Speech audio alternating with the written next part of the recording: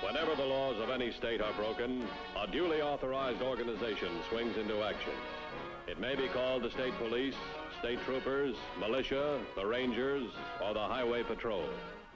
These are the stories of the men whose training, skill, and courage have enforced and preserved our state laws.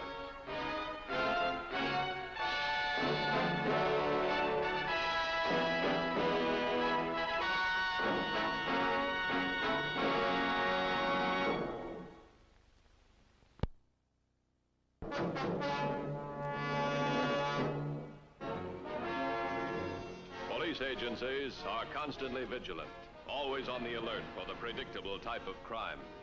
But unfortunately, all criminal acts are not predictable.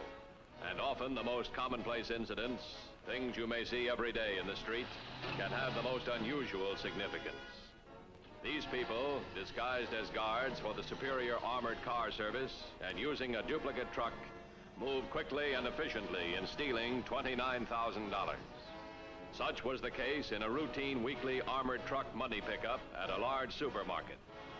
A few minutes later, the usual proved to be very unusual indeed, when the legitimate, the real armored truck appeared at the market for its regular pickup.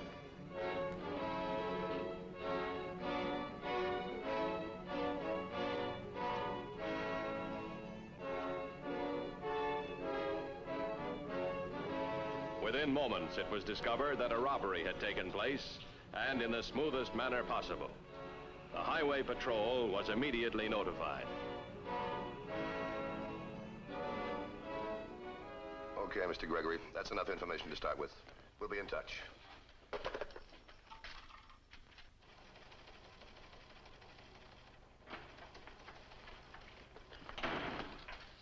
Did you get that in the extension? Yes, an armored car just don't disappear into thin air. This one did for the time being, anyway. Send somebody down to the Shermart Market. Have him pick up the manager, Mr. Gregory. Bring him back here. Also a list of all his employees, past and present. Will do. Get a complete check on the Superior Armored Car Service. See if any of their trucks are unaccounted for this afternoon. Do the same with all companies that use armored trucks. Could have been driven in from another city. Yeah, you might be right. You better run it down. Then find out about all recent orders for sheet metal to garages and auto repair shops. Get a complete list of all the employees, past and presently employed by the Superior Armored Car Service. Check all places that build cars to order. Put every available man on this. Got it. All right, let's get it rolling.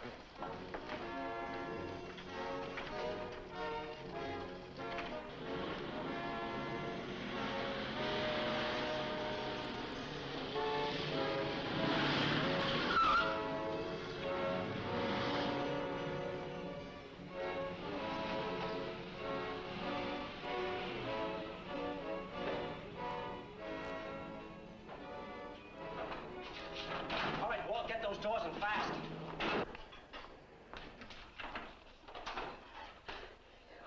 We made it. You said it, baby. Go on and change your clothes. Okay.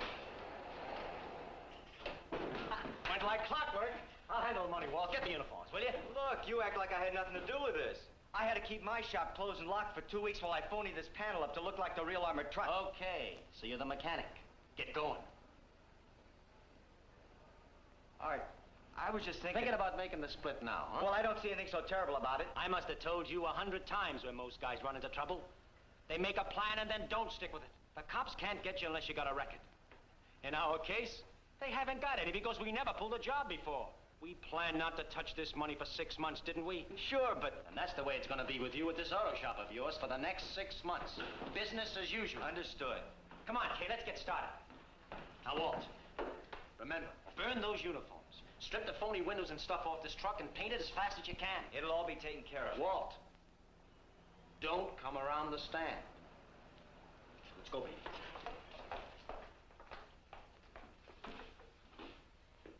Everything seemed perfectly normal, Mr. Matthews. I had no idea it was a robbery. Not until the real armored car showed up at the store a few minutes later. How long have you been manager of the store? Since it opened? Last year. But I've been with the chain 7 years, sir. And they got, let me see here, 29,000.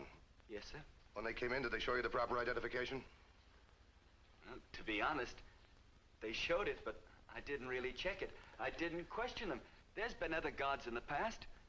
I saw the car pull up outside. I had no reason to be suspicious. The money is picked up each week at approximately the same time. As I said, everything Yeah, I seems... know. It looked perfectly normal. This a list of your employees, past and present? Yes, it is. Sergeant, check this with criminal records. Get me the answer as soon as you can.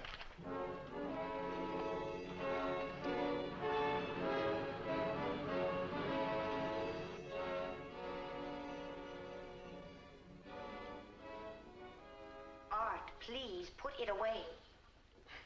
What's the matter with you? I just feel better if you put it away. 29,000 lovely American beauties. 29,000. And they'll be even lovelier to spend. I just think in 6 months we'll be living like... Please? Okay.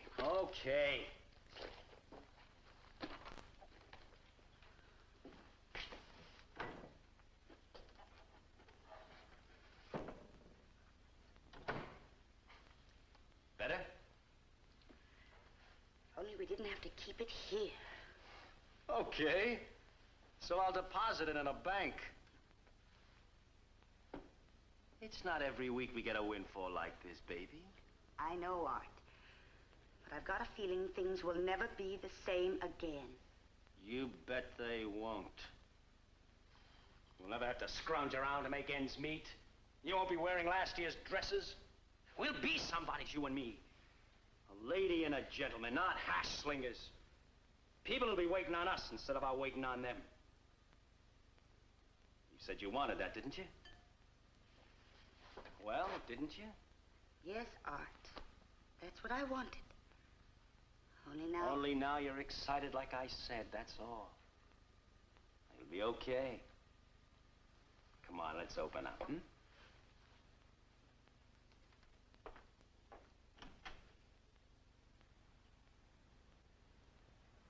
Kay? Kay? All right, Art.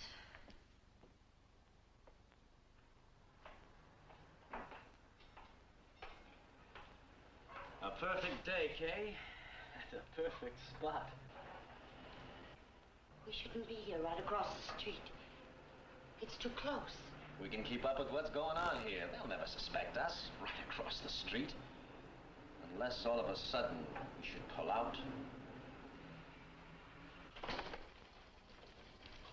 Mr. Matthews, the reports are completed. Bring them in.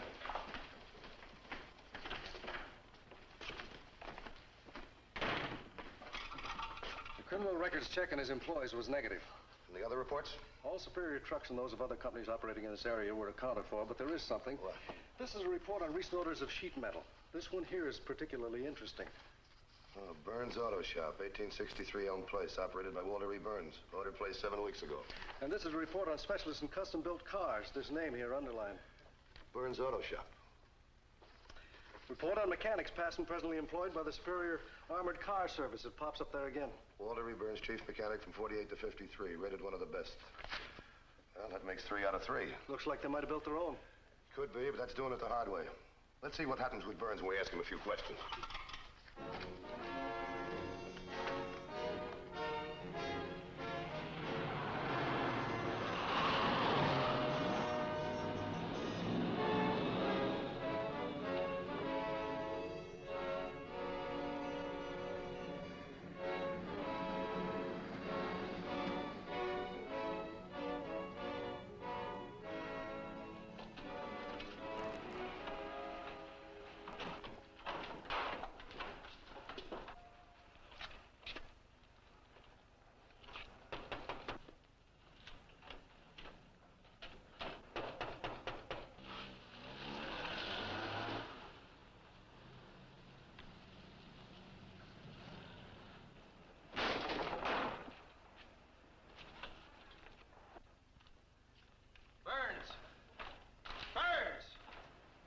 Well, he's not around.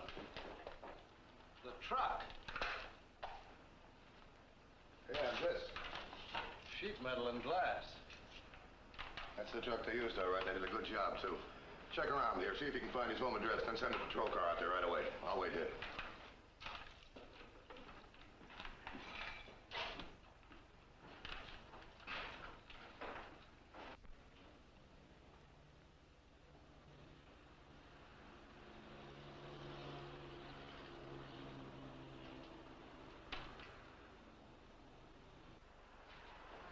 are, sir. Guarantee it'll melt in your mouth. Art. I've got to talk to you. Keep your voice down. Fool, I told you not to come around here, didn't I? It was only 24 hours. The police were at my garage. It's impossible. You're just jumpy. Sure, I'm jumpy, but they were there, I tell you. The highway patrol. What did they ask you? I got out before they had a chance to ask me anything. You crazy. It was probably just routine. I wasn't taking any chances. The phony windows are still on the panel. You were supposed to strip it and paint it. I haven't had time. All right, I'm getting out of town. I was even afraid to go back to my apartment for a change. I need money for traveling, and for clothes. And I want my share now. I don't have it here. Listen to me, Art. I want it. I need it. All right. Not now. Then when? Tonight, 9 o'clock. All right. I'll be back then. Not here. I'll meet you up at the River Road, 9 o'clock. We'll settle everything then.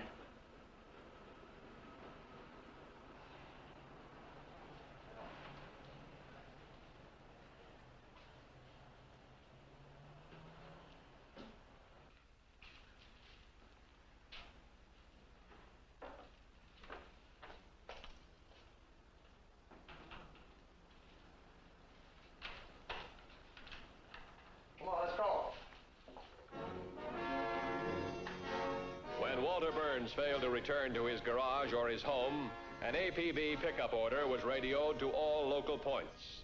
The bulletin was repeated at regular intervals. When the APB failed to bring results, a tri-state alarm was teletyped. The hours passed. All reports coming into headquarters were negative.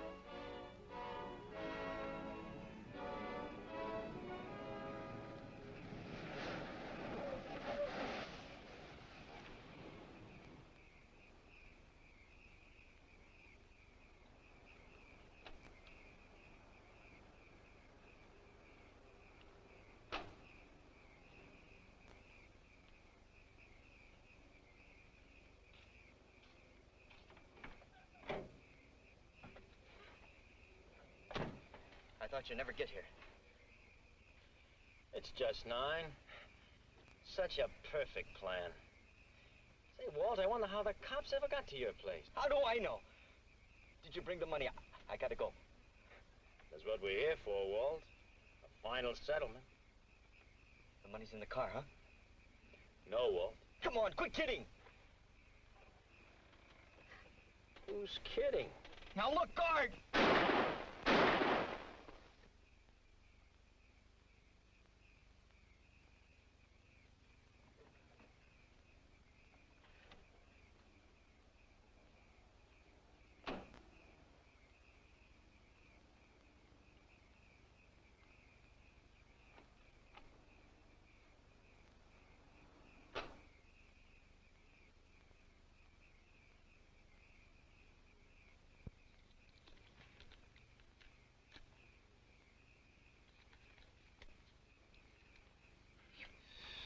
You killed him. You didn't say you were going to do a thing like that. Had to be done, Kay. No. No. The police would have caught up with him. He'd have talked. Where would we be? Killing. No. The only practical way, baby.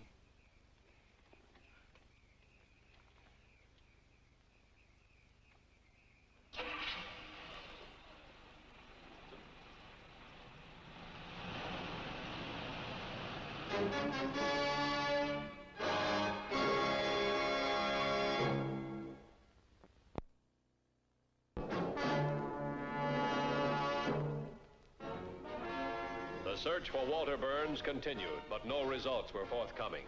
There was not one trace, not one positive indication of where the wanted man might have gone. Matthews. What? Where? I'll be right out. They found Burns on the River Road, murdered.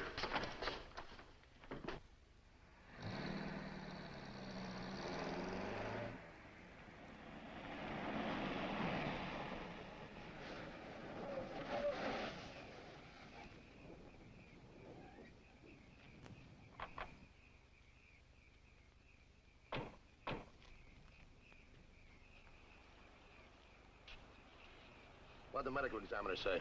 Death was instantaneous. Happened by 9:15 p.m. You got the report at 9:30? That's right. By a local farmer. He was passing by, saw the parked car, and investigated it. Did you see any other cars on the road? No, but there's another car here. It was parked just over there. Any sign of the money? No, but Burns, by the way, didn't have a cent in his pocket. Oh, that's nice, isn't it?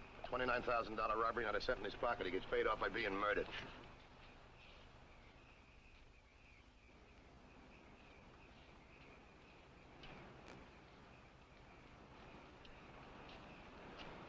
The earth around here is soft and muddy. We got good impressions of the other car's tires. I think there were 710-15s. We also got good impressions of the shoe print. After the lab boys make prints, send them in for analysis. Right. Maybe they'll walk the killer right into our hands.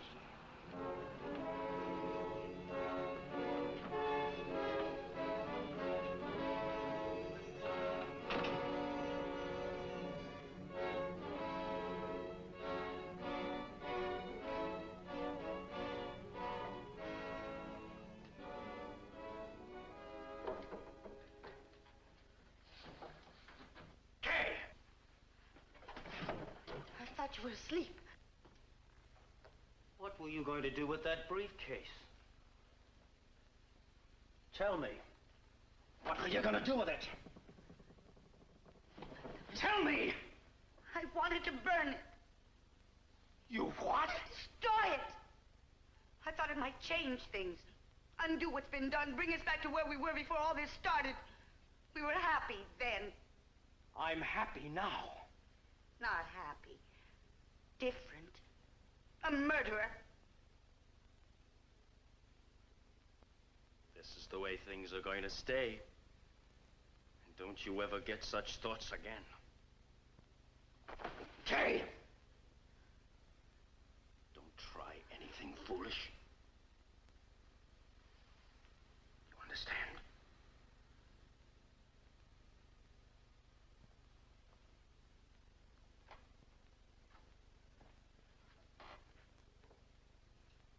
Well, here they are, sir.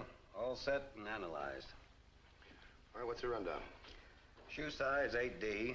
That makes him out a man of medium height, huh? Oh, we put his height at 5'8", give or take an inch. Is he heavy?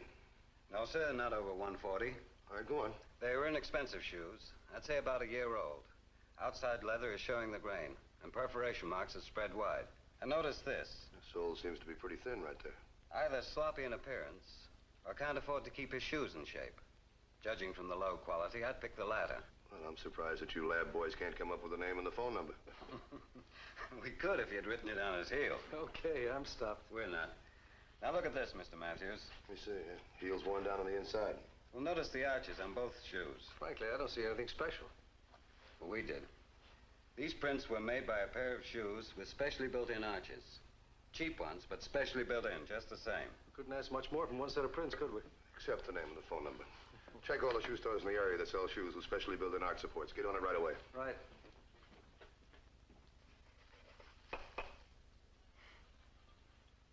Mud. Mud. It's blood, Arthur. And no matter how hard you try, the blood won't come off. Blood? What's the matter with you? Just some mud I stepped in. Walt's blood. Stop that. You're supposed to be out front. You're supposed to act like nothing happened. Business as usual, remember? Business as usual. That's right. For the next 6 months, everything according to plan. You know what they say about the best laid plans? Cut that. Now cut it. This is one plan that's gonna work. Then in 6 months... 6 months. Don't you know time is already up for us? Don't you realize it's already too late? Get out there and take care of the customers. I'm going out. I'll be back in an hour.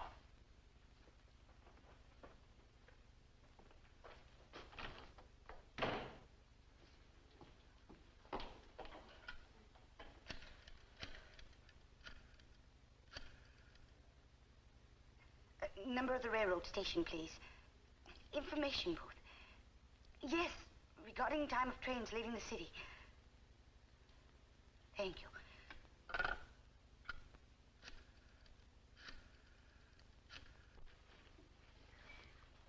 Okay, well, let's keep trying and keep in touch. Come in. The report on Burns' friends is completed. Anything at all? No. Anything from the shoe tracer detail? Willis has come up empty, too. What about the other sections of the detail? Same so far. Matthews. Yes, Koufax. Oh, wait a minute. Yeah, I got that. Where does he live? No, I'll take care of this myself, thanks. Kovacs just called from a shoe store on 2nd Street. They've got a customer who comes in every year and buys shoes with specially built-in arch supports. Cheap brand, too. Description fits him to a T. His name's Denson. That's a break. Oh, there's more. He and his wife run a hamburger stand on Venter Avenue.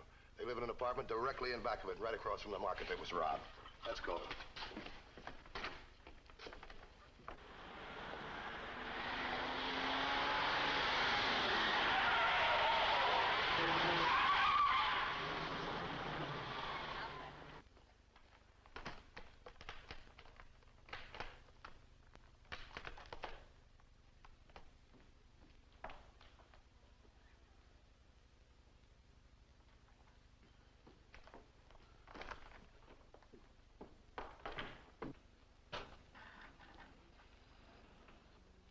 I thought you'd try something like this. That's why I said I was going out. To test you.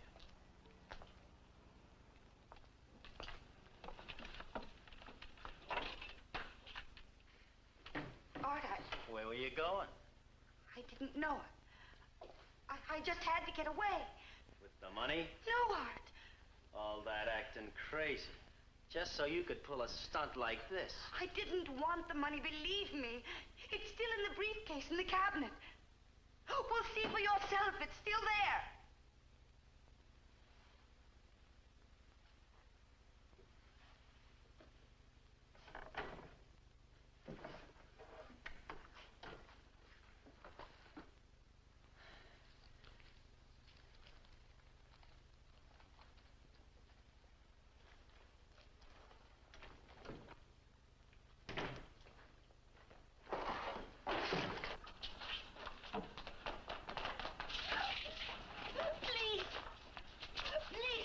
Going anywhere. You're staying here with me. Oh, please, Art, let me go. Police.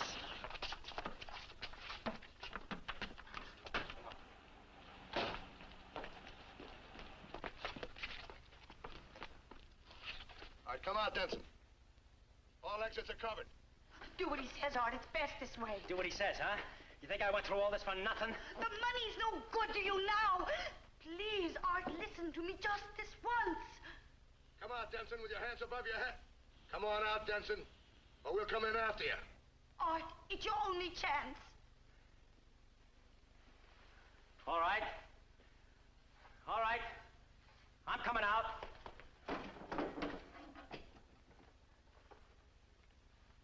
Turn around. Turn around. I'm coming out. Get back. Get back. Get over there. Get over there. If you get me, you get her first. Shoot, it doesn't make any difference. Shoot! They won't. Cops don't kill ladies. Drop your guns, gentlemen. Get up those steps, quick. Get up there! Go on.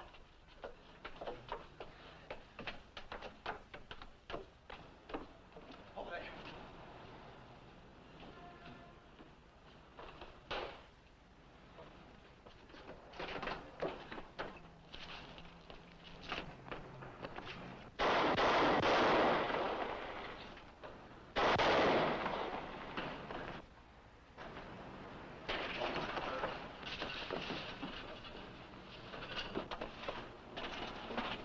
Let's go.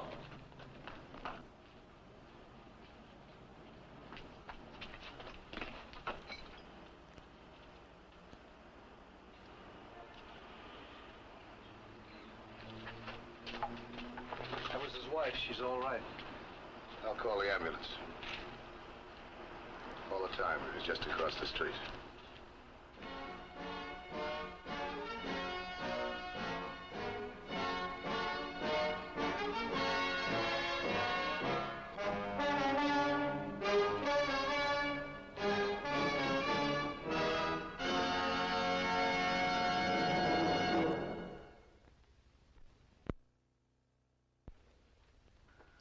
patrol story next week is a very unusual one. We hope you'll be with us. Until then, remember, it isn't the car that kills, it's the driver. This is Bradley Crawford saying see you next week.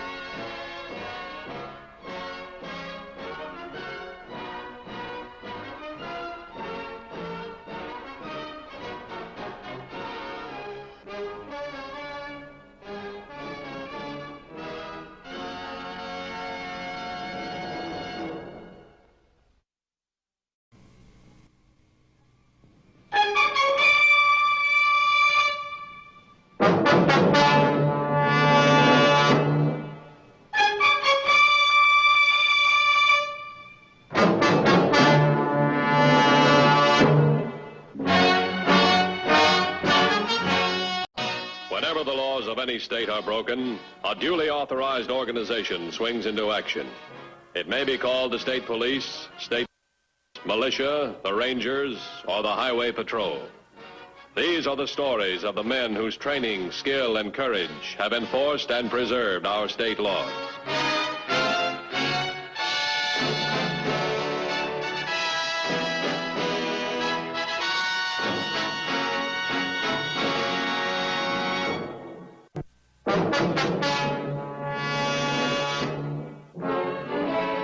The protection of the public in its ownership of automobiles and the apprehension of the car thief are two of the chief duties of the Highway Patrol. At 8:45 on the morning of June 22nd, a luxury red convertible was speeding along State Highway 7. At the same moment, Officer Dorsey, patrolling his beat on regular detail, was approaching the same intersection. The red convertible was exceeding the legal speed limit. Officer Dorsey gave chase.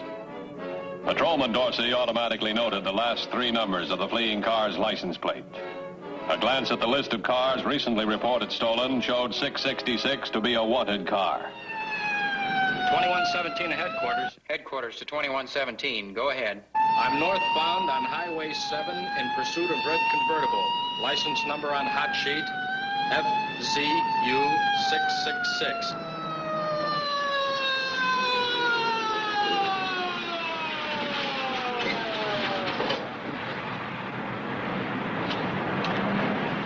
I'm stopped on Highway 7, just north of County Road 4. About to investigate red convertible on hot sheet. 10-4? 10-4. Put your hands in the car.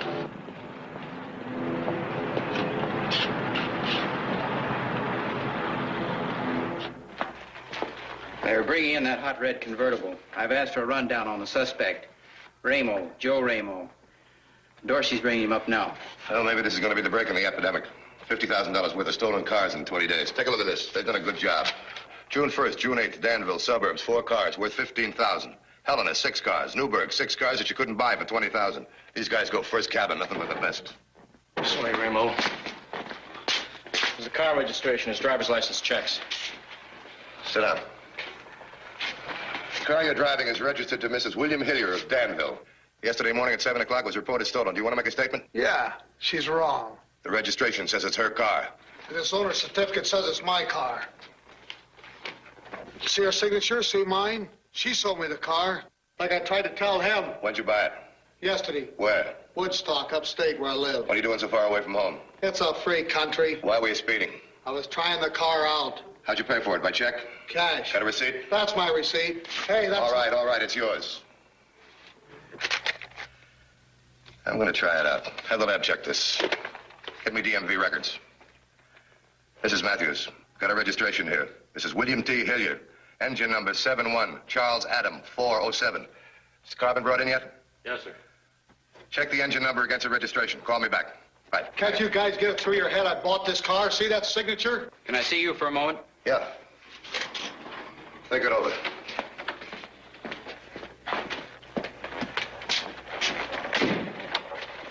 Ramo certificate, and the real thing. It took the lab about 10 seconds flat to prove this one's a phony. A clear-cut difference? The certificate's a phony, all right. So is Ramo. Let's put it to it. Well, did you have a nice chat? Your owner's certificate is phony. You change the engine numbers, too? You're off your... Matthews. The engine number's checked with the registration. And nothing has been tampered with. Finally waking up. You think if I stole this car, I'd leave the engine numbers the same? It's not done that way, and you know it. Why don't you give the Woodstock Bank a call? What for? That's where I live. That's where I bought the car. You said you paid by cash. Look, I met this Hilliard dame at the bank. I paid her cash. Why don't you call them? Baker. Now, DMV has a dope on those certificates. Give me the Woodstock Bank, too. How's Matthews? Woodstock Bank. There's no doubt about the information at all. Thanks. Your owner's certificate is phony from corner to corner. The real certificate's owned by the Auto Finance Corporation. They hold the mortgage on Mrs. Hilliard's red convertible. You don't know what you're talking about. Hold on. Here's Mr. Matthews. Mr. Frazier at the Woodstock Bank. Mr. Frazier, this is Matthews, Highway Patrol. We're holding a Joe Ramo here. Holding Joe Ramo? What for? Suspicion of auto theft. Do you know him? Everybody knows Joe Ramo. A diamond in the rough, I guess, but up and coming. A good account. He'll be worth money someday. Car theft. Mr. Matthews, you've made a mistake. Describe this Ramo, will you? Oh, you couldn't miss him. About 35, stocky, rough as a cob. Always looks a little tight in his clothes. And a stick pin in his tie. A diamond horseshoe. If there's no diamond horseshoe, it's not Joe Ramo. Was he in your bank yesterday? Matter of fact, he was. He drew $4,000 to pay for a car. I put the money in Mrs. Hilliard's hand myself. Thanks very much, Mr. Fraser. Mr. Ramo, we owe you an apology. This found out you're a victim, not a thief. That's okay. I get the picture now. And I don't blame you. But you should have seen this redhead who took me. Blue eyes and the prettiest little ears you ever saw. How'd you meet her? She ran an ad in the Woodstock paper. When? Yesterday, I know because I've been watching the classified. That car was stolen the day before yesterday. That's a good racket. Steal a car downstate, sell it upstate next day for a good price. How'd they expect to get away with a phony certificate like that? They got your $4,000, didn't they? Yeah, but when I'd file with a motor vehicle, wouldn't they find out? No, it takes a couple of weeks to process those things. Anyway, your redhead would be 200 or 300 miles away by then. Well, we'll do everything we can to get your money back for you, believe me. Sorry if we inconvenience you. My boys will drop you off wherever you want to go. Show him out, Big. I want to get back to Woodstock and get that dame that took me. Now, let us handle this. When you get back home, don't say anything about the car theft, especially to the newspapers. We'll call you. Okay. Thanks again. Woodstock, Hillsborough, and Lakewood. Richest suburbs in the state. I wonder if they got any cars up there for sale. Get into plain clothes. We'll go up and answer every car for sale ad we can find.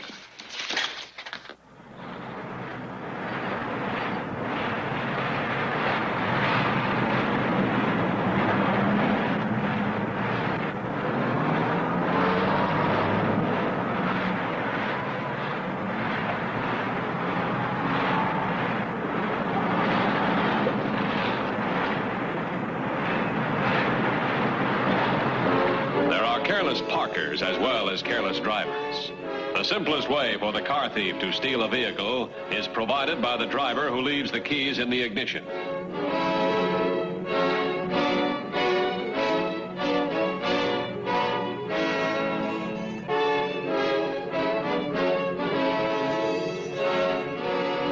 Once the car is in the hands of the thief, the job of the patrol becomes increasingly more difficult. In a matter of hours, the car can be in another section of the state where it is not listed on the hot sheet, and the vehicle assumes a new personality.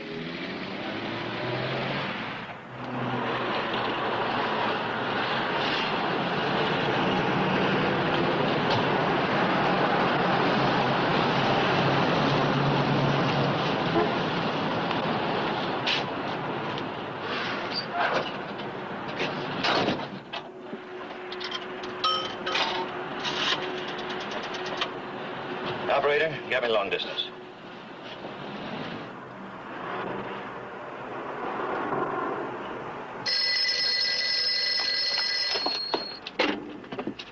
Hello? Ann, Wally, we're all set. I've got the car. We'll advertise there in Lakewood. Do you have a good motel picked out? Only the best. It couldn't be plushier. Swimming pool and air conditioning. I checked and there's vacancy. It's the Colony Motel on the main highway just outside of Lakewood. Fine, fine. Now listen. We'll put the ad in the Lakewood paper. A 1956 model sedan, almost brand new, price $3,900. Got it? Well, I've got it, but $3,900. Look, Wally, this is the last one in the state. Why don't you sell it for $35 and let's get out of here faster? We're not changing the operation now. Make it $3,900. If we sell it cheap, it'll look suspicious. Now take this down. Oh, wait just a minute.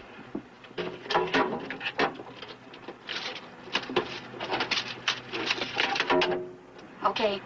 Make the certificate out to Mrs. Ann, A-N-N, Bradley, 227 Poplar Drive, Cornwall.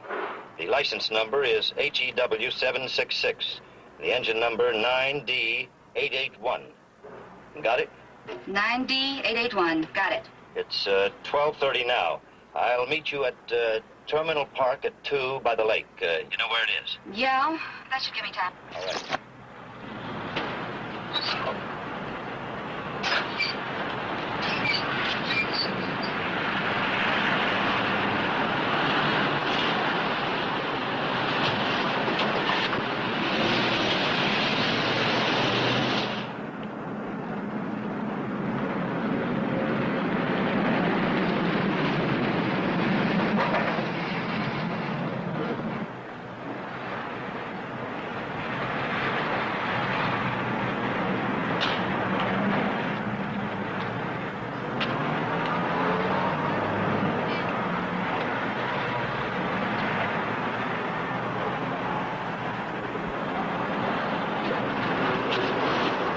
All right. Everything taken care of? Oh, sure. The ad will be in the afternoon papers. Oh, and here's the owner's certificate. Not a bad job. Not bad at all. You seem to be acquiring more ability. That's possible. I try, Wally. After all, that's all a girl can do is try. Norma get back all right? Oh, yeah, she's at the motel now. She had that Ramo character in the palm of her hand all the way. He couldn't make up his mind whether he wanted the car or Norma. How's things downstate? Smooth. The people that own the old jalopies are always afraid someone's going to steal their car, but if you look long enough, you can always find someone in a shiny new car with the keys in the ignition. And here they are. Drive carefully. And don't contact us unless it's absolutely necessary. Right. And here are my keys. Okay, let's go.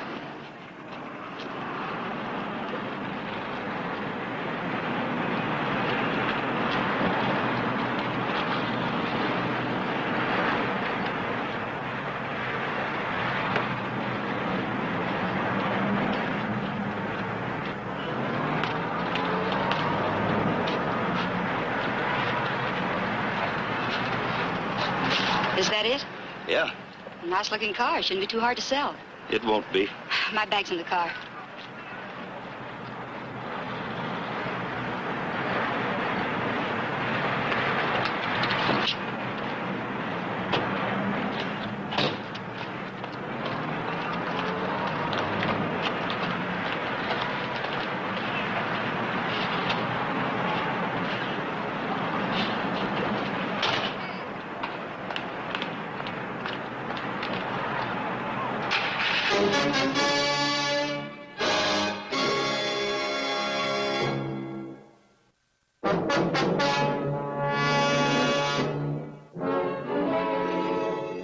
Investigation in Woodstock proved Joseph Ramo's story to be true, but the woman who had swindled him had disappeared. By 12 noon of the same day, Dan Matthews and Patrolman Dorsey had arrived at Lakewood, 30 miles farther north, in order to investigate car for sale advertisements in this area.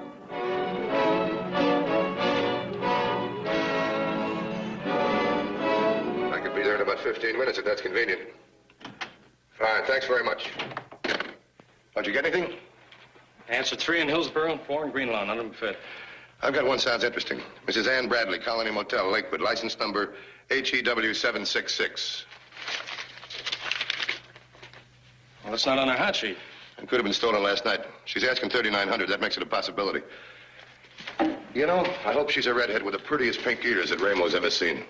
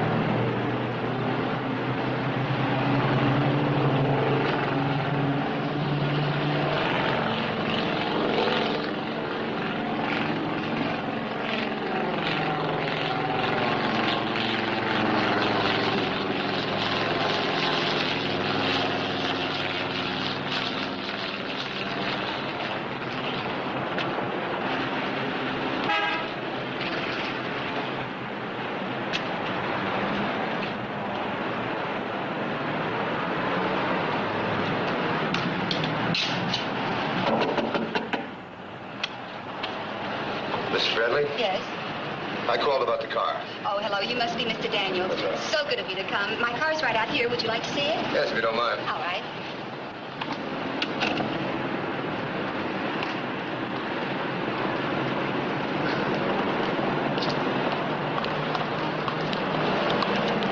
I hate to part with it, but there it is. If it runs as good as it looks, it'll be well worth the money.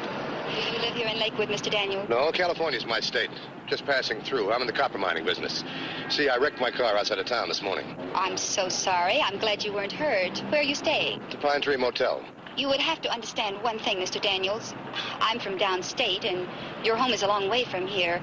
I'm afraid the sale, that is, if you're interested, would have to be for cash. I can have the money at the local bank in an hour.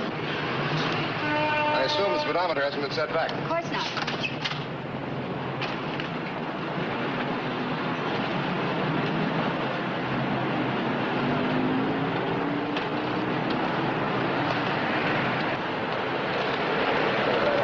Can you tell by just looking at it? Yeah, sometimes you can. You own it outright? Of course, it's in my name. Douglas, well, my husband and I were recently separated. The car came to me in the settlement. It's too bad you have to sell it. Well, I wasn't going to. See, I drove all the way up from Cornwall, where our home was, intending to drive to New York. But all of a sudden, it seemed like such a lonely drive, I'm going to fly instead.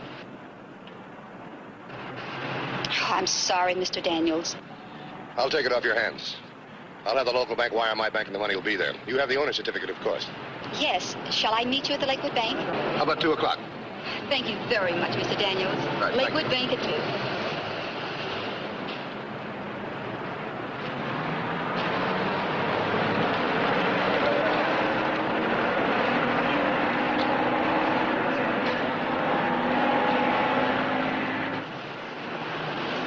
Redhead? Yes, it's a blonde, and so on. It's looking, it'll make his trick.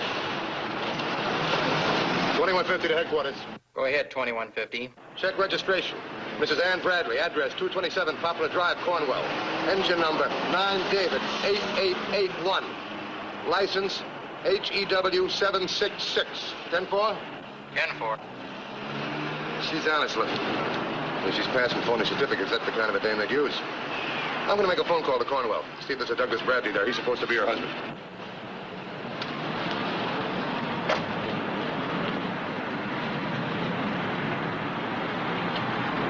Headquarters to 2150. 2150 to headquarters. Go ahead. Pending report on Bradley car. Check of all car theft reports to present time. Does not list license Henry Edward William 766. 10-4. You see there's a business phone listed for a Doug Bradley? Try it, will you? The car's not stolen. As far as headquarters is concerned, it's not on the hot sheet. You know that address she gave us? She's listed. I called, but there's nobody home. I'm now trying Doug Bradley. Headquarters to 2150. Get that, will you?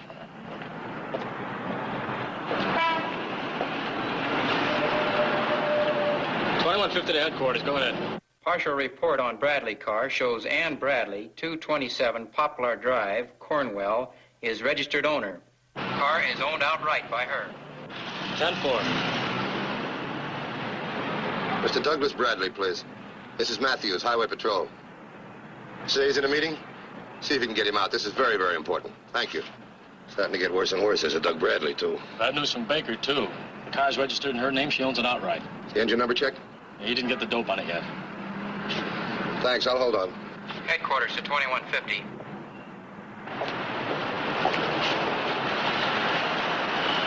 Go ahead, headquarters. Complete report on engine number 9, Denver 8881. Registration is correct in all details. Registration to Mrs. Ann Bradley, correct. 4. Yes, that's her car, right? She a blonde, about 5'5"?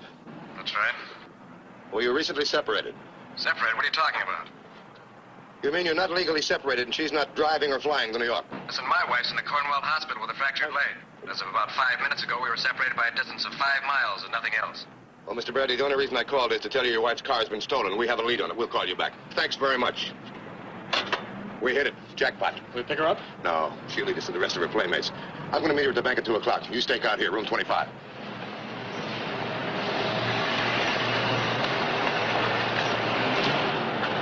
$21.50 to headquarters. Go ahead, 2150. The Bradley car is hot, but keep it off the hot sheet till further orders. 10-4. I want an immediate stakeout. Room 25, Colony Motel, Lakewood. Have nearest available car, report to Dorsey. 10-4? 10-4. When you're relieved, come down to the bank. Stakeout across the street. I'll be inside. Unfortunately, the plainclothes stakeout was too late. While Dan Matthews and Officer Dorsey were checking on the bogus Ann Bradley, the suspect had left to visit her partners in the car theft operation.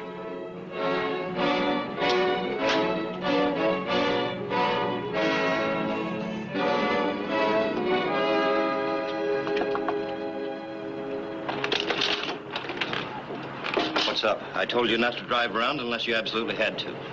Hi, Norma. Hi, Ann. I absolutely had to. Our last customer's taking delivery in front of the bank at 2 o'clock, so I just came by to tell you to start packing. That means we're through. I'm glad you had this one. It was beginning to get on my nerves. Listen, sweetie, it's less grief than marrying them, and a lot more money. What does he look like?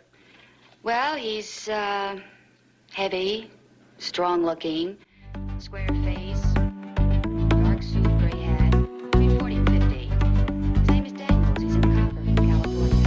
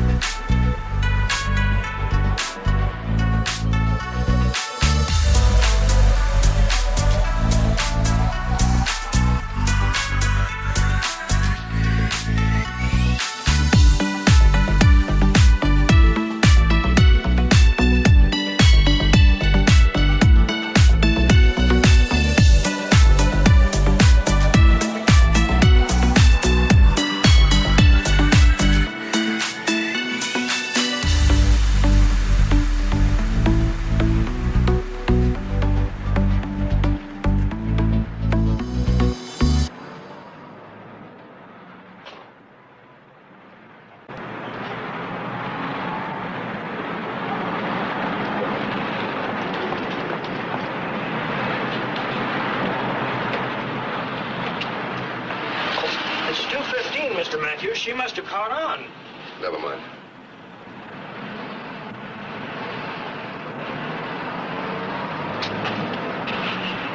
Pops.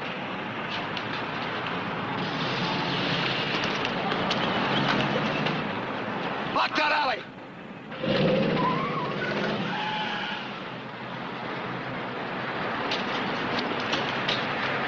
Right up. Over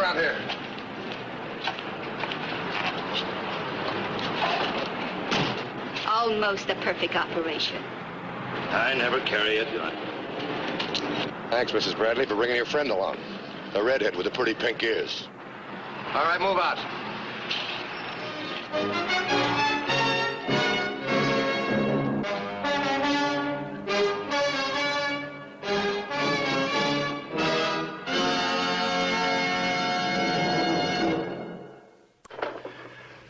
See the Highway Patrol in action again next week. Until then, remember, leave your blood at the Red Cross, not on the highway. This is Roderick Crawford saying, see you next week.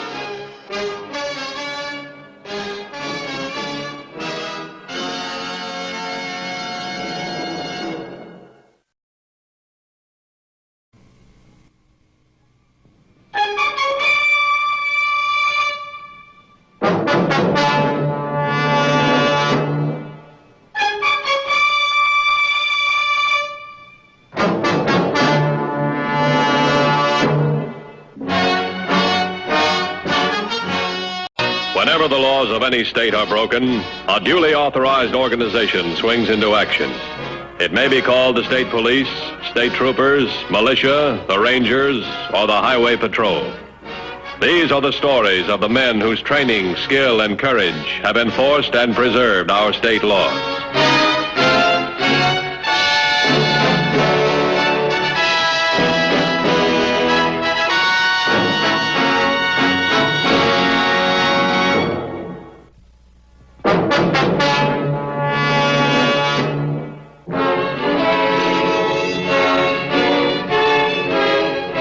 Vandalism, in which acts of violence erupt suddenly without motive or purpose, poses an endless and dangerous puzzle for law enforcement agencies. But the case of Fred Carter was doubly dangerous, for this man used apparently pointless vandalism to mask a sinister motive and a deadly purpose. What appeared to be random sniping at passing cars was in reality a carefully contrived pattern for murder.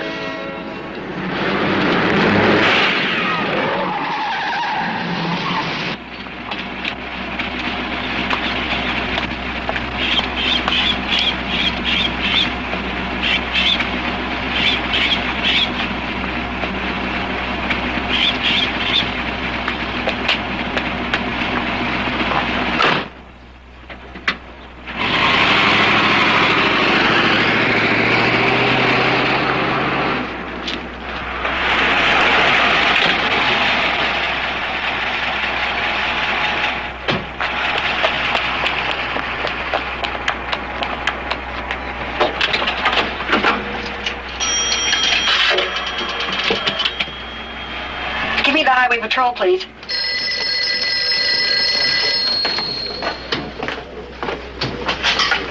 Highway Patrol, Larrabee. Yes, ma'am. What's your name, please? When did it happen, Miss Cooper? I see. Where are you now? Uh-huh. Can you hold on just a moment, please? Had another sniping at Wellsburg. Oh, fine. That makes number 8, doesn't it? Apparently doubling up patrol in that area didn't make much impression. We'll have to impress him a little harder, that's all. Tell Miss Cooper to wait where she is. I want to talk to her. Here's your location. Thanks.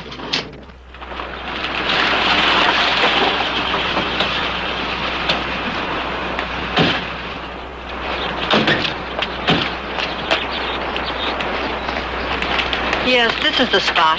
I stopped right here, I think. Let's see. You were going 35 miles an hour.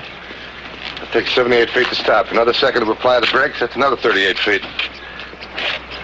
Yeah, I guess you'd stop about right in there. So he was hiding in there somewhere, anywhere. Did he shoot the others from there, too? No, that'd be too easy. 7 cars have been hit so far. You're number 8. The only pattern is they form a circle around Wellsburg. The shell cases we found all come from the same gun. Then it's someone in Wellsburg. And he's playing it real careful. You know, we could retire before we finish combing this brush. We'd better check all the farmers in the area. Then anybody who owns a 22. Practically every family in the area owns one. Standard equipment on a farm. Yeah, I know. Take Miss Cooper back to the car. Check the 3 farms at the cutoff. I'll go the other way. Thanks, Miss Cooper. Good luck.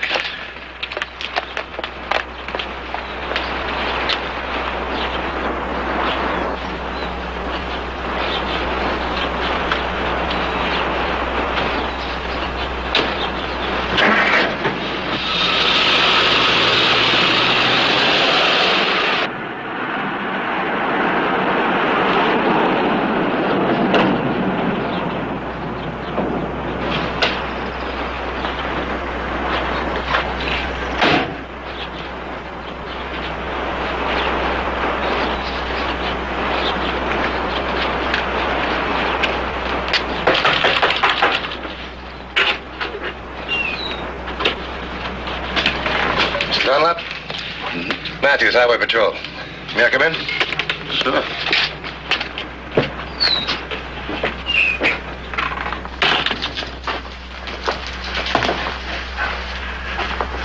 Sure about the snipings in the past few days? I sure have.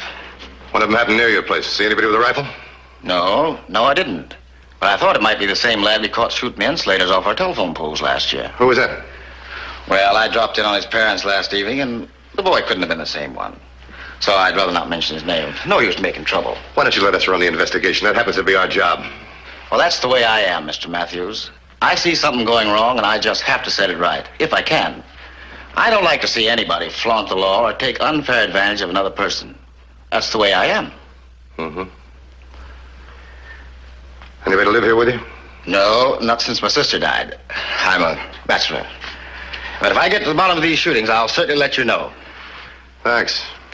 It won't be easy, you know. Everybody around here knows how to use a gun. No, not quite. Somebody knows how to aim one and pull a trigger. There's a difference. Who's got the next farm? Fred Carter.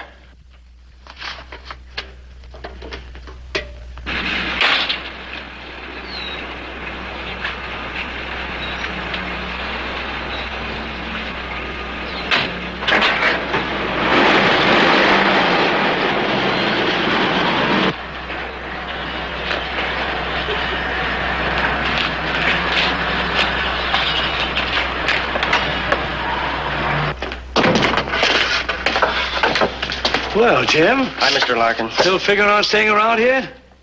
How's my credit? Credit? Look, I've been on that farm of mine, or what's left of it, for 5 days, pulling up the weeds. I intend to stay with it, but I've got to have some credit. No, I don't know, Jim. I served my time in prison. Now I'm trying to start over. Well, you were a bad risk long before you went to jail, Jim. I'm asking you for a break.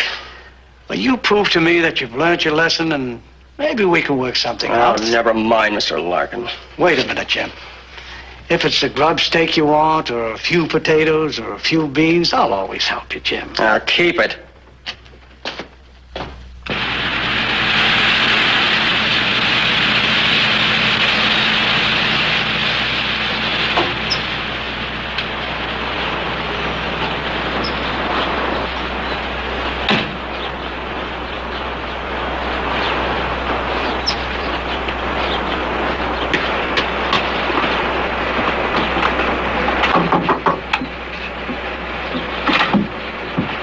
Matthews, Highway Patrol. You Carter? Yeah? Oh, we're checking on the snipers. Been operating in this area. Shot was fired from your land the other day. Well, I'm not your man. I don't own a gun. Even if I did, I couldn't hit a broadside of a barn. But come on in. Thanks. Did you happen to see anybody in this area with a rifle today? You mean boys? Anybody. We are looking for boys, aren't you? Well, why should I? Well, you know how boys are. Sure, I know how boys are, but that doesn't make them snipers. Well, grown men wouldn't go around shooting at cars. You'd be amazed how many middle-aged juvenile delinquents there are. Hey, you live here alone? Well, yeah.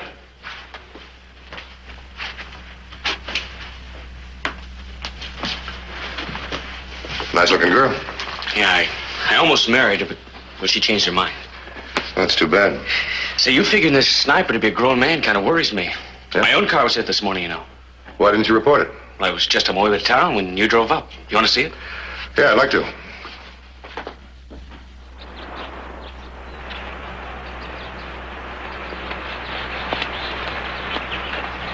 There it is.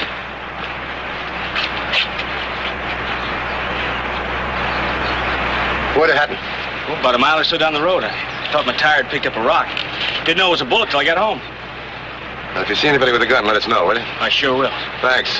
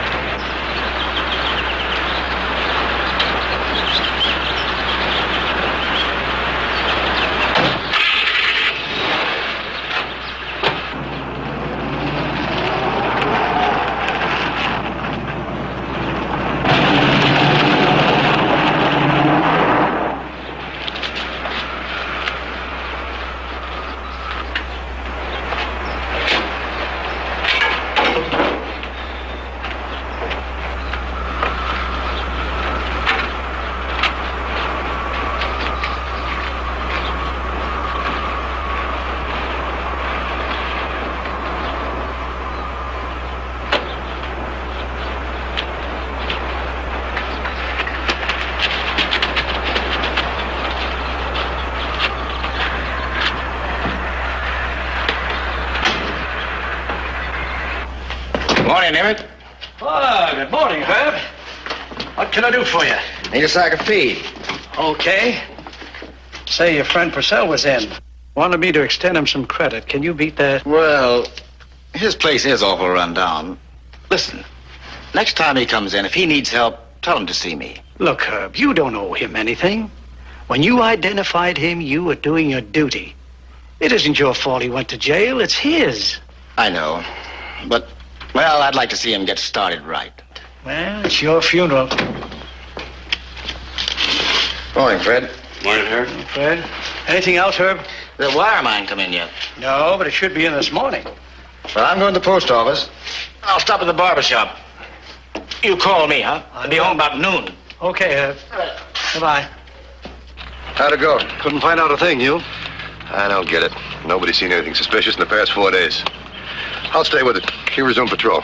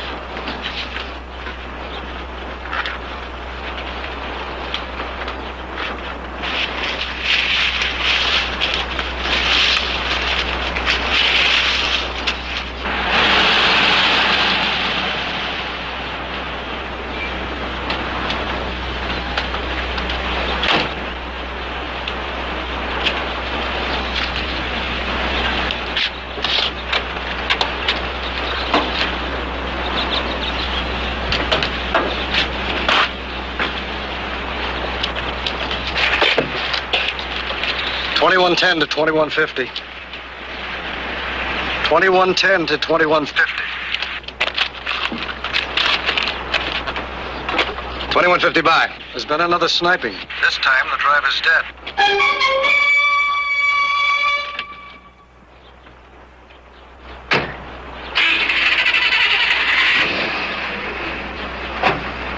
$10-4.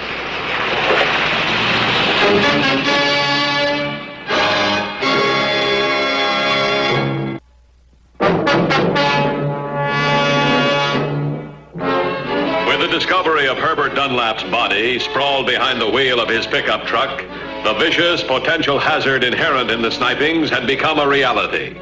As Matthews arrived on the scene, he realized that because what looked like vandalism had not been stopped in time, he now had to catch a killer.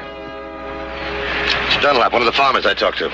I've sent for the lab, boys. Did you notice from the position of the wound, it looks like he was hit from almost straight on. Yeah, but he could have had his head turned. Take a look at his windshield. Judging from that, the bullet came in slightly from the left. He must have died instantly. Yeah, and turned the wheel as he fell over. I'm going up the road approximately where he was hit. You get up there, see if you can get a beat on me.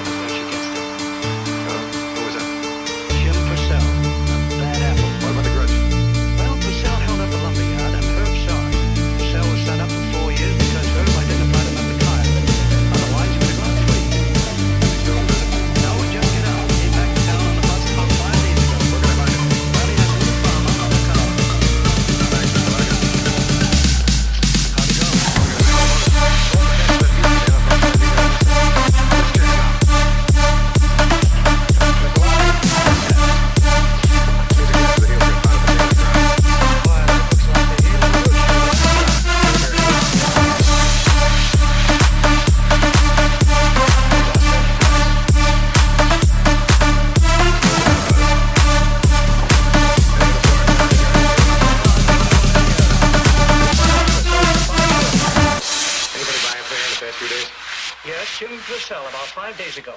Jim Purcell. Let's go. Thanks, Mr. Lockett. Thanks.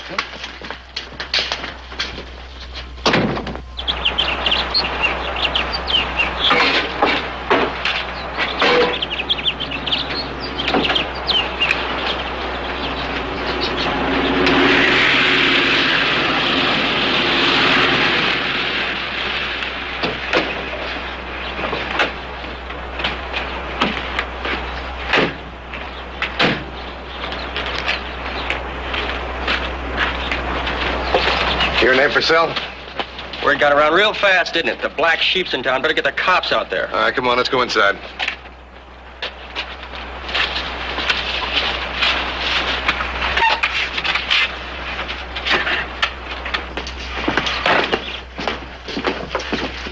Look, I got work to do. I haven't got time to talk to you. Take time, it's important. Okay, what do you want? You know a guy by the name of Dunlap? Herb Dunlap? Sure. This town's my home. I know them all. He testified at the trial, didn't he? That's right. And you probably won't mind hearing that he's dead. You're kidding me. Somebody shot him. Know anything about it? Oh, me? No. Why should I? 4 years in jail is a good reason. Okay, so I paid the state their 4 years. I haven't seen Dunlap since the trial. Are those the shoes you bought at Larkin's 5 days ago? Sure, why? Show me your foot. What? Sit down and hold up your foot.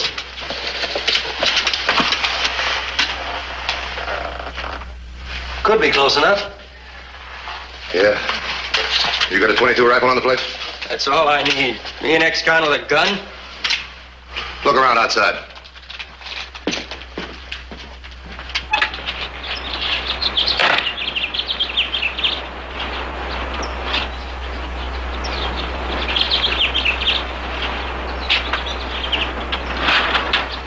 Where were you at noon today?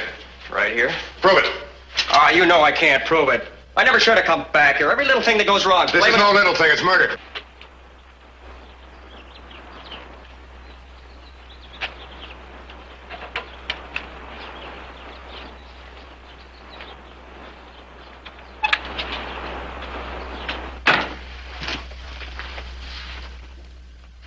Oh, sure. That's going to have my prints all over it because I handled it. I found it here just before you got here. I don't know who put it there or how it got there. Look, I swear I never saw it before. But you're not going to believe me, are you? Not for 1 minute.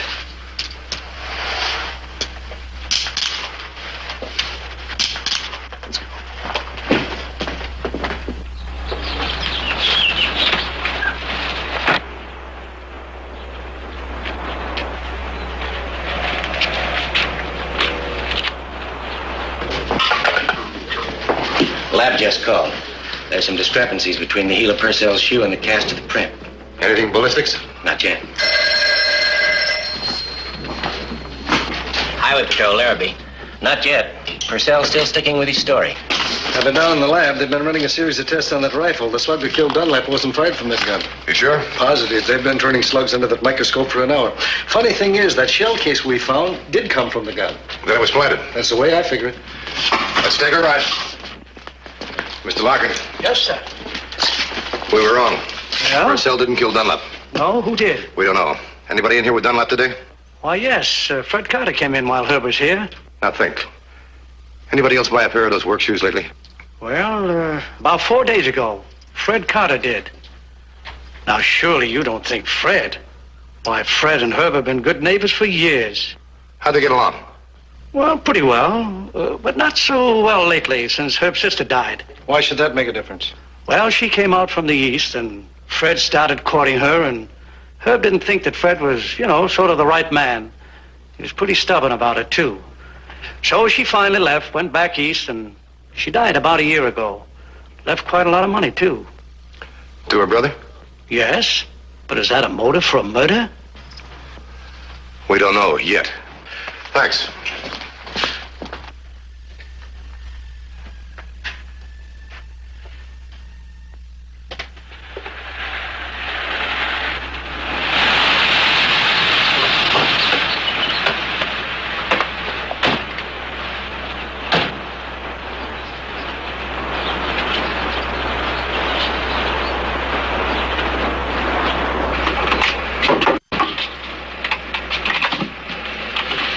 Mr. Matthews.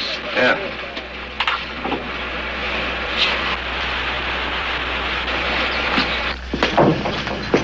You heard about the murder, I suppose? Yes, a terrible thing. That ex-convict Purcell. He had nothing to do with it. Somebody framed him because he was an ex-con. Bought shoes exactly like his, did a little sniping to confuse things. Left a shell case and heel prints at the scene of the crime, then planted a gun at his house. But who would do a thing like that? Let's start with the shoes. Larkin said you bought them. Well, are you accusing me? I want to see them. Well, this is ridiculous. Why? Herb Dunlap was my neighbor, my friend. Stood between you and the girl you wanted to marry, didn't he? Well, that was a long time ago. I bugged you that he wanted dead. When he came back, he saw your chance. But I was a victim of the sniper. My own car was hit. Yeah, you stood back about 10 feet and shot a hole in your own car. Even angled it down so it wouldn't hit the motor. Locked. Radio for help. I'm going after him.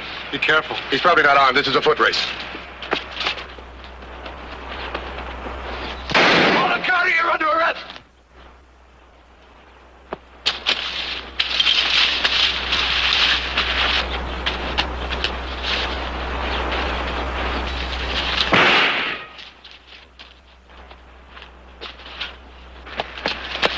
only a foot race, huh? Well, now we know where the murder weapon is. Can you see him? No. Rather than use this from this distance, I might as well throw rocks at him. Yeah, he's really got us outclassed when it comes to weapons. I don't know. Use both hands on that pistol of yours and take plenty of time. But he can get off 3 good shots before I get a line on him. I'll tell you what you do. Zero him in. I'm going to circle around trying to convince him he's covered from both sides. When he turns my way, nail him. Oh, and do me a favor. Don't miss.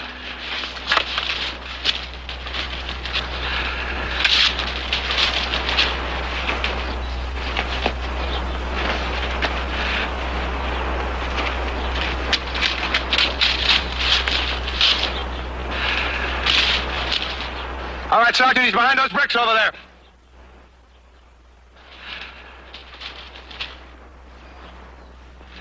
Let's rush him. I'll take it first.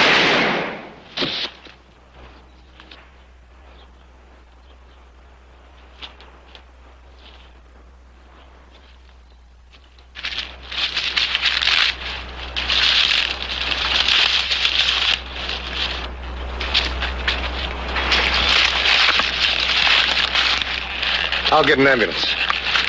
Oh, by the way, you qualified with that pistol of yours this month.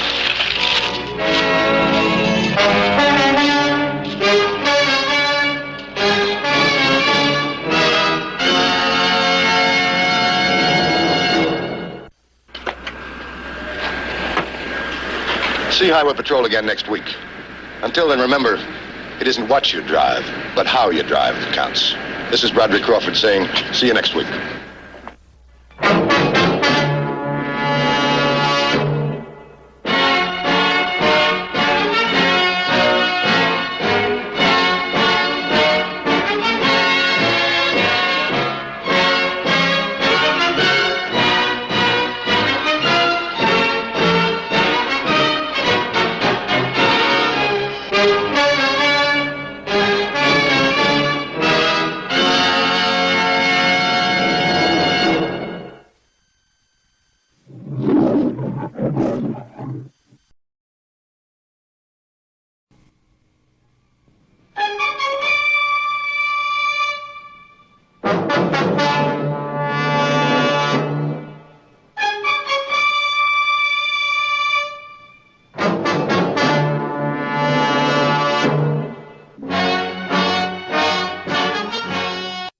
Whenever the laws of any state are broken, a duly authorized organization swings into action. It may be called the state troopers, militia, the rangers, or the highway patrol. These are the stories of the men whose training, skill, and courage have enforced and preserved our state laws.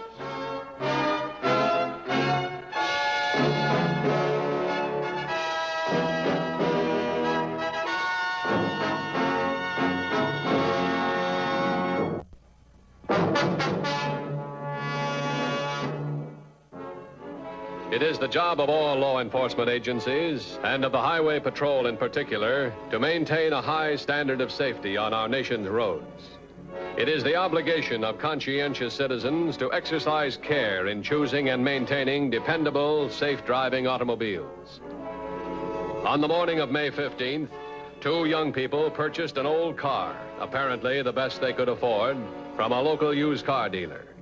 But this was no ordinary young couple. The man was Steve Talbot, 2-time loser on counts of armed robbery. The woman, his wife, Audrey. Her last mailing address was Tehachapi, a woman's prison in California. But Talbot wasn't satisfied. He had to pull one more job, and the car was part of his plan.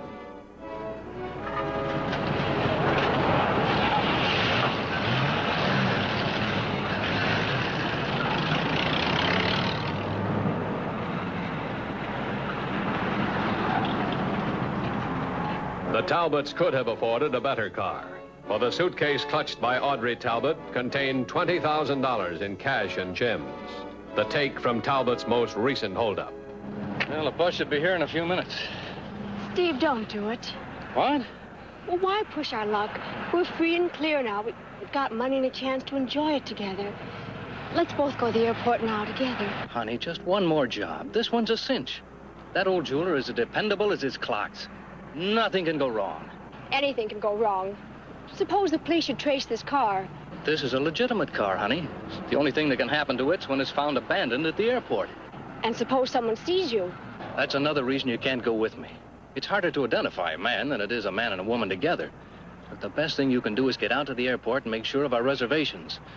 And if I'm late, get reservations on the next flight out, wherever it goes. And if you're too late? Honey, stop it. I'll be there. Just wait for me. Wait for you? The last time I waited nearly 2 years. Please, Steve. I don't want to go to prison again. Is this job really worth it? Please. Now, look, it's all settled. I'll see you at Clovis Field at noon.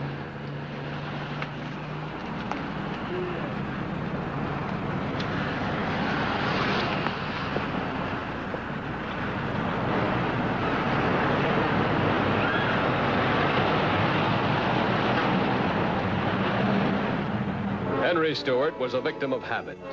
At exactly 9 o'clock every morning, he opened his jewelry store. The dusting and arranging of displays took half an hour. And at about 9:30 every morning, Henry Stewart opened his safe, a fact which Talbot, a methodical criminal, had carefully noted.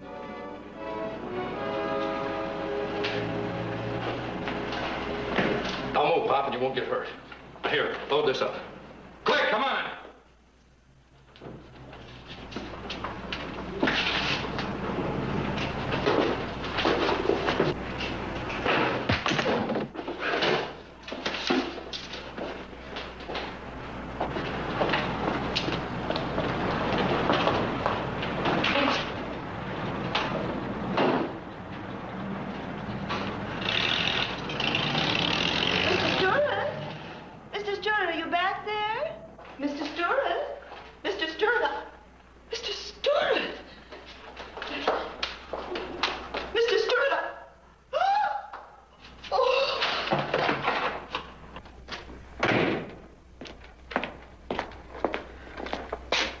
Just had a call from a woman at Stewart's Jewelry over in Midvale. She found the owner in the back on the floor. What is it, robbery?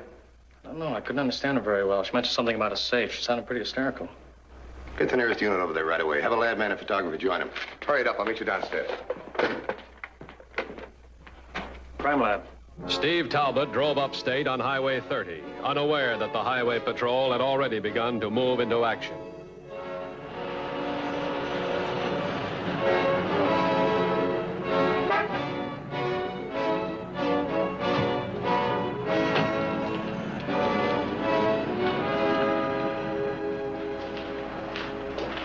This woman to call in? Yes, sir. This is Mrs. Williams. Where's Stewart? The ambulance just took him in. Dead. Whatever was here, he got it all. Mrs. Williams? Yes, sir. Anybody here in the shop when you came in? No, but there was a man coming out just as I was passing by. A young, good-looking man, about 35, wearing a brown suit, I think. Well, it might have been gray, I'm not sure. Well, he was carrying a briefcase. But all I really saw was a scar on his face. It was on his left cheek. I'll radio headquarters and have them run a check on everybody with a scar on their left cheek. It's something going. Right. Anything else?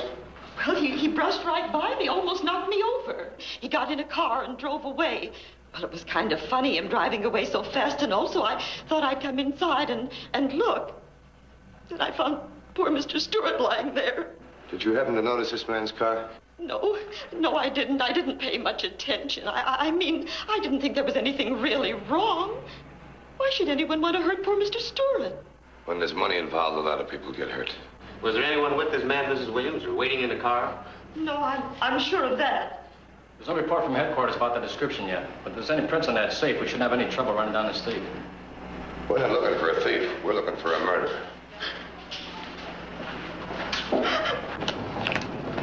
Let's get back to headquarters. You get on the radio, huh? Right. Talbot's description was radioed to headquarters. Audrey Talbot's fears had been confirmed. Talbot's carefully planned holdup had gained new and far more serious proportions. Talbot's description was being flashed on all the local television and radio stations. Talbot himself was about 35 miles outside of town on Highway 30, another 60 miles from the airfield where he was to meet Audrey. Mug shots and records of 3 suspects that fit the description. Give me a look. Steve Talbot. Luke Minnick, Tom Lawson. They all fit except Lawson. He's on vacation. Alcatraz. There's nothing we can do to get a report on the fingerprints. Matthews. Who? Come again.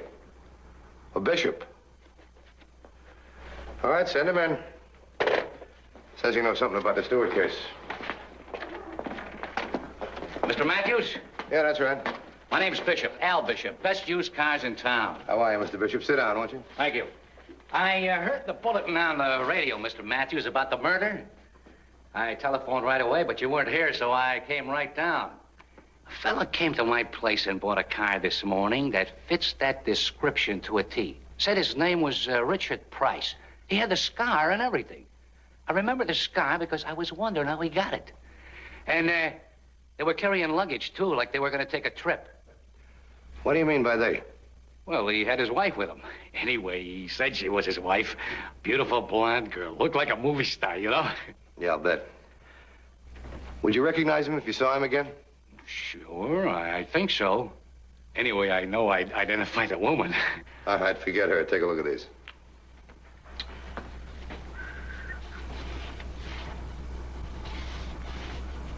These two look a lot alike, Minnick and Talbot. I'm not positive, but I think Talbot's your man. Steve Talbot, age 35. He's married. Wife's name, Audrey, age 25. 5'4", about 110 pounds. Has been known to be blonde, brunette, and redhead. She hasn't missed much. Did time at the Hatcherby. Well, the lady in the jewelry store was positive the man was alone. Well, if it was Talbot, he could have planned to meet her after the job. But if it wasn't Talbot, we'll have to wait till we get a report from the lab. What kind of a car did he buy, Mr. Bishop? Well, it wasn't much of a car, Mr. Matthews, but it was a bargain for the price. I figured they were newlyweds or something, so I'd give them the most for their money. What kind of a car was it? Well, here's the sales slip. I brought it along to make sure. 1941 two-door sedan, blue-gray, license number KHE424. Thanks. Another roadblock. Alert all units. Highway 11 and 55. Tell them to be on the lookout. Suspect might be driving with a woman. Right. Look, I'm not positive, but if he's going to travel any great distance, I don't think he'll make it in that car, Mr. Matthews. Not that I'd knowingly sell a man a defective automobile, but after all, you just get what you pay for, you know what I mean? And this guy, Price, or Talbot, just didn't want to spend much money. Of course, I could have sold him a more dependable car, but he wasn't interested. He said he wasn't going to do much driving anyway.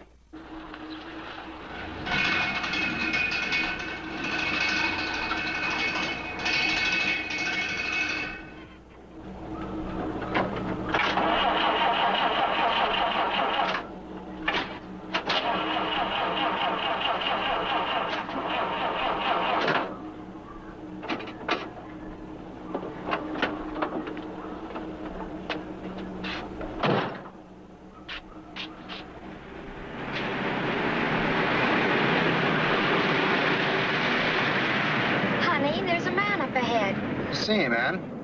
Looks like his car broke down. Let's give him a hand. Oh, Jim, do you think we should? I mean, you think it's safe to pick up a strange man? Well, he may be in trouble. Pardon me, but I had a little car trouble. I'm in a hurry to catch a plane. Do you have any idea what's the matter?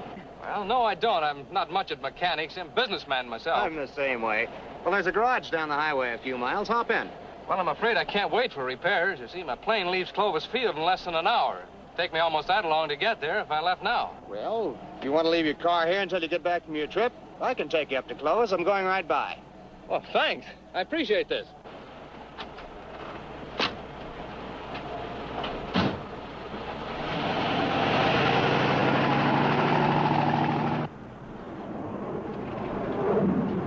Oh, Mrs. Taylor, is your husband here? Well, he had an appointment. He'll be meeting me at noon. I just wanted to check. Okay. Thank you. Minutes after it had been abandoned, Talbot's car was spotted by a cruising highway patrol unit, and its location radioed to patrol headquarters.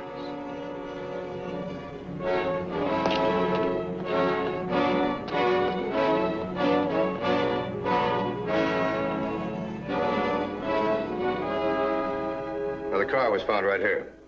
No place to go on foot in this area. Let's suppose he was going north on 30. We got a roadblock right here.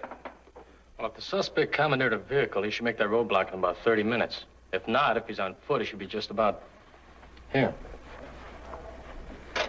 Alert all units in this area. Tell them to use extreme caution. He might have hitched a ride. Right. Jim's new job is going to keep him on the road for a year or two. So that's why we invested our nest egg in this trailer. We didn't want to be separated. It's very nice, Mrs. Rogers. Are you married, Mr. Taylor? Yes, I am. Marriage is a wonderful thing. Don't you think so, Mr. Taylor? Yes, I do. We interrupt this program to bring you a further bulletin from the Highway Patrol.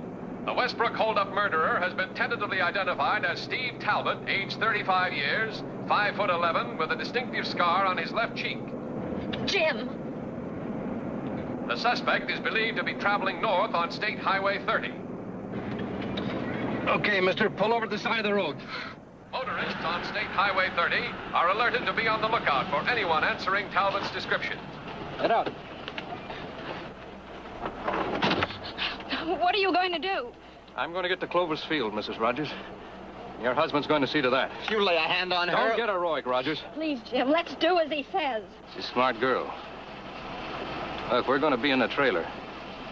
If the police should stop you, you haven't seen a thing, you understand? But how can I stop them if they want to look in the trailer? That's your problem. When we get to Clover's Field, Mrs. Rogers is coming in with me to get my wife. After that, you're going to take us to the city. Just like you said, Rogers, marriage is a wonderful thing. I'd hate to see yours end so soon. Come on.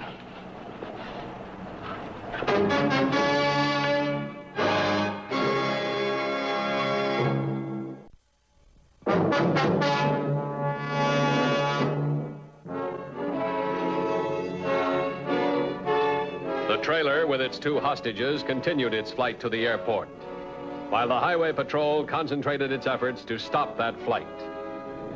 Well, we're only about 10 minutes away from the roadblock. If the suspect was headed this way, we'd have heard by now.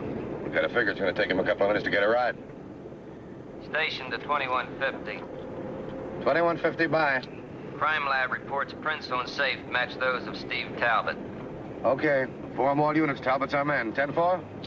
10-4. Well, now that we know for sure that it's Talbot, it makes it easier. Easier? It must be terrible to know you've killed a man. It's not so terrible. Look, if we promise not to call the police, will you get out at the airport and let us go? Mrs. Rogers, I'm afraid I can't take a chance of being trapped in a plane. If I get out at the airport, I'll have to kill you both.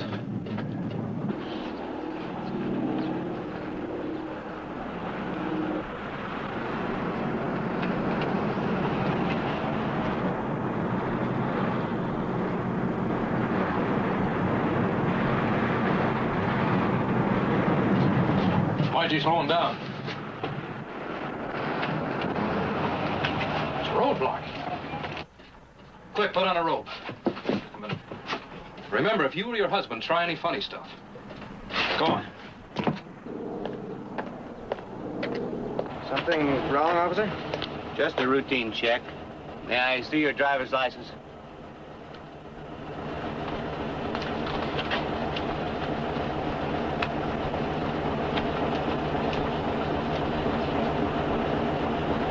Notice anyone along the highway, walking or hitchhiking? No, sir, I didn't. I see. Anyone in the trailer? No one. What's the matter? What's taking so long?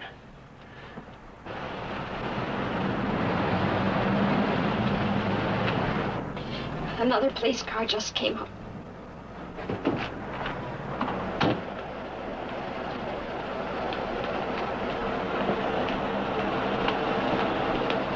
Check the trailer? There's nobody back there. I just bought it in Westbrook. I'm headed toward Clark City to pick up my wife. We take a look inside, just routine. There's nobody in that trailer, honestly. But why should I lie to you? Well, if you're not lying, you shouldn't mind if we take a look. Wait a minute. I did lie, officer. My wife's in the trailer. She didn't feel well, and she's been lying down back there. I didn't want to disturb. I'm sorry, we're going to have to disturb her.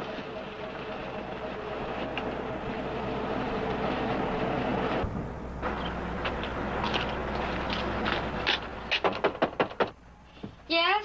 What is it? Highway Patrol, I'd like to take a look inside. No tricks now. Say you're sick. Just a minute. Hate to disturb you. It's just a routine check. Oh, I was napping when you knocked. I don't feel well. Mind if I take a look inside? I'd rather you wouldn't. I'm not dressed. Anybody else in there? No, no one. Thanks very much.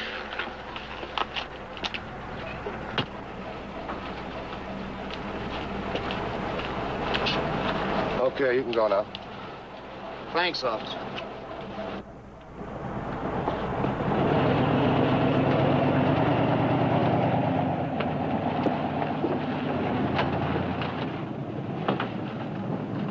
I don't know. That cop sounded like he suspects something.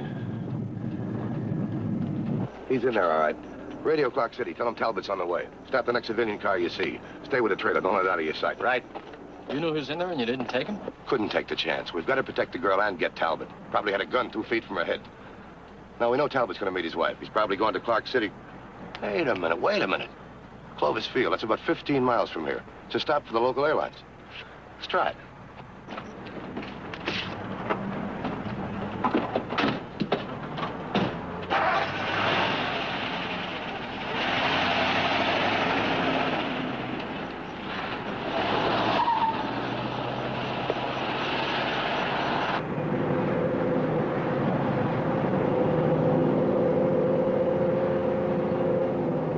It's those cops. They're on our tail. Oh, but that's impossible. They couldn't suspect anything. They let us go through.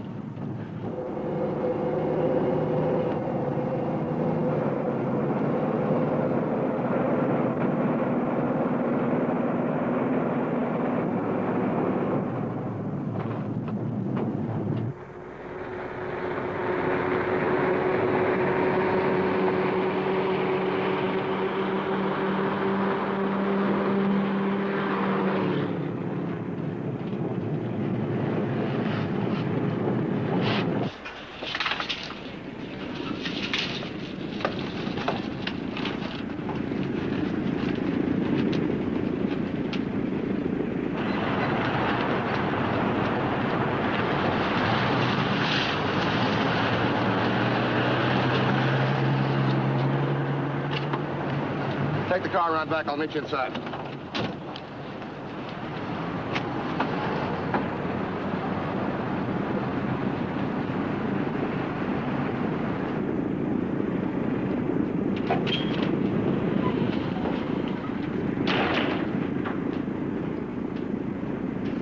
Yes, sir?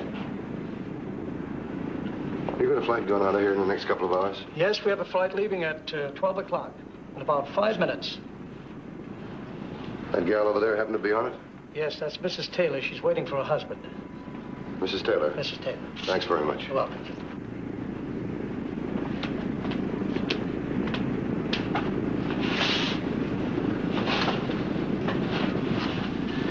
Mrs. Taylor, Yes?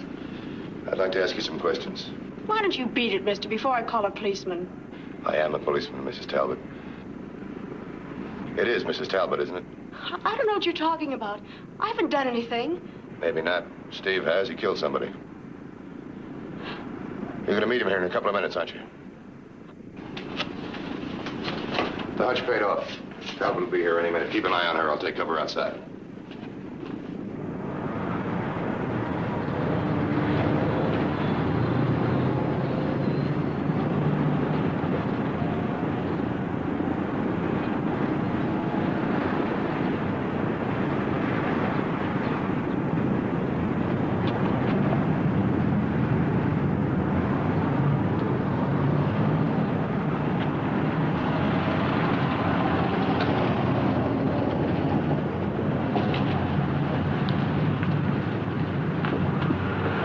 Let's go get my wife.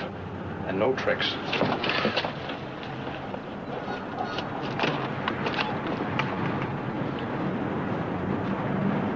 All right, Rogers, get out. I want you where I can see you.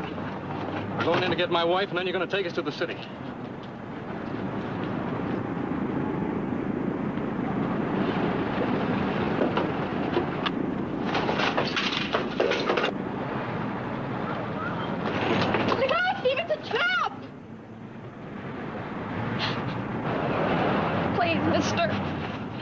Let the gal go. Give up. You haven't got a chance.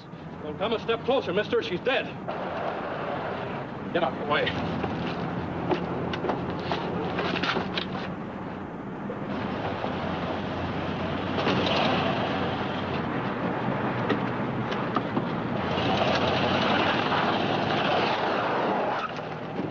Why did he do that?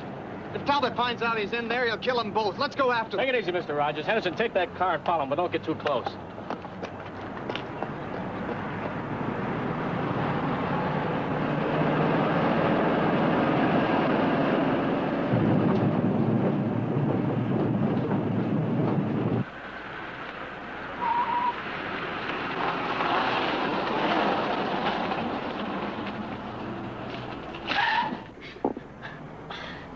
What are you going to do?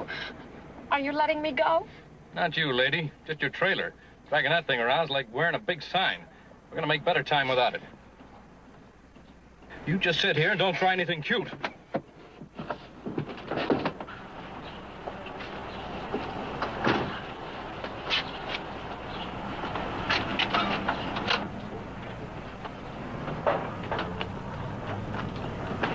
All right, drop it.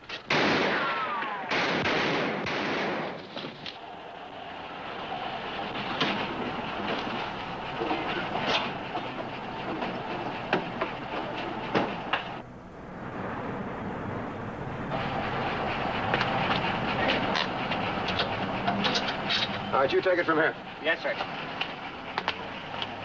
Come on, I'll take you back to your husband. That was an awful chance you took. You're taking a big one.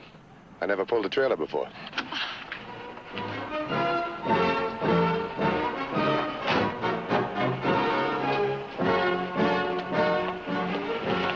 Here's keys. Thanks.